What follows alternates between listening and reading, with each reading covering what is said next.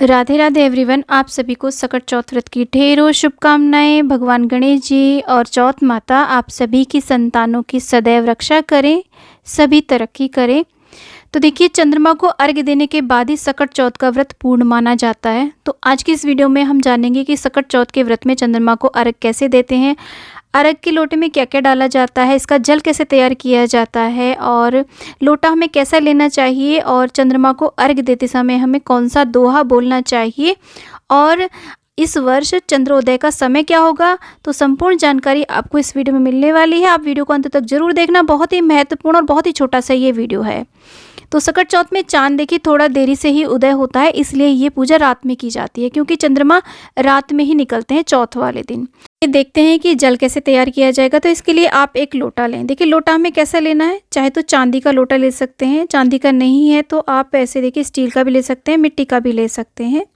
बस हमें तांबे का लोटा अवॉइड करना चाहिए। इसके अलावा आप मजबूरी में पीतल का भी ले सकते हैं, क्योंकि जो चंद्रमा है उसका रंग सफ़ेद है, उसे सफ़ेद धातु, सफ़ेद वस्तुएं बहुत ज़्यादा प्रिय हैं। तो सफ़ेद रंग की ही हमें इसमें चीज़ें ज़्यादा प्रयोग करनी चाहिए। कंठ में मौली बांध लेंगे कलश के, और उस पर ऐसे स्वास्तिक बना लें। हो सके तो सफ़ेद चंदन से या पीले चंदन से आप स्वास्तिक बनाएं। और अगर आपके पास सफ़ेद चंदन है तो जल के अंदर सबसे पहले देखिए हम शुद्ध जल लेंगे। आप थोड़ा सा गंगा जल भी उसमें डाल सकते हैं। सफ़ेद चंदन है तो सफ़ेद चंदन डालें, नहीं तो आप पीला चंदन भी डाल सकते हैं। उसके बाद में थोड़े से अक्षत हम इसमें डालेंगे, थोड़े से तिल डालेंगे, और गाय का कच्चा दूध हो या जो भी कच्चा दूध हो वो आप थोड़ा सा डालें अगर हो सके तो, क्योंकि सफ़ेद चीज़ें बहुत ज़्यादा प्रिय हैं। उसके बाद में हम थोड़े से तिल डालेंगे, और इसमें थोड़े से तिल डाले जाते हैं जो हमने कथा के समय अपने पल्लू में बांधे थे वो डाले जाते हैं। उसके बाद में यहाँ पर डाले जाता है कोई भी सफ़ेद फूल हो तो सफ़ेद अवश्य रूप से डालें, नहीं तो आप कोई भी फूल डाल सकते हैं। तो ऐसे हमें जल का लोटा तैयार करना होता है। अब देखिए, आपके घर में जहाँ से भी चंद्रमा दिखाई दे रहे हों, आपके छत से, बालकनी से, या किसी पार्क में जा कर के जहाँ से भी दर्शन हो रहे हो साक्षात चंद्रमा के, वहाँ पर जा कर के जो भी आपने पल्लू में कथा सुनते समय तिल बांधे थे वो तिल डाल करके आप इस प्रकार से अर्घ्य दें।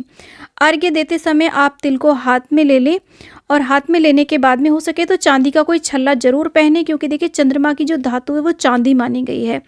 चांदी का लोटा नहीं है तो कुछ ना कुछ आप चांदी का हाथ में पहन करके ऐसे चंद्रमा को अर्घ्य दें, और ओम चंद्रमसे नमः बोलते हुए आप अर्घ्य दे सकते हैं। चंद्रमा का भी आप पूजन करें, उन्हें धूप दीप नैवेद्य भी यहाँ पे आप अर्पित कर सकते हैं, या फिर सिंपली आप अर्घ्य भी दे सकते हैं। और अगर आप चाहें तो दिए से इस प्रकार से चंद्रमा की आरती भी कर सकते हैं।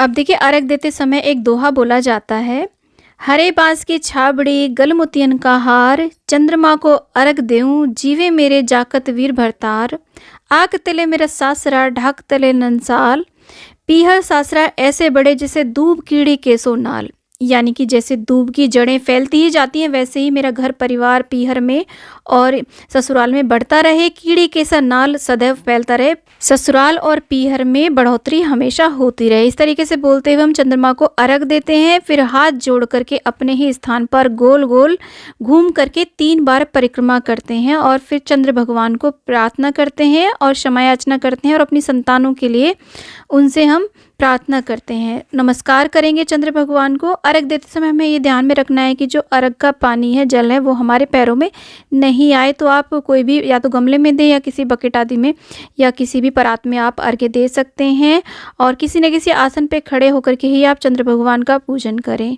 आज रात चंद्रोदय का समय 9:10 है, तो आप लगभग 9:15 साढ़े 9 बजे तक अपना पूजन कर सकते हैं। जय चंद्र भगवान।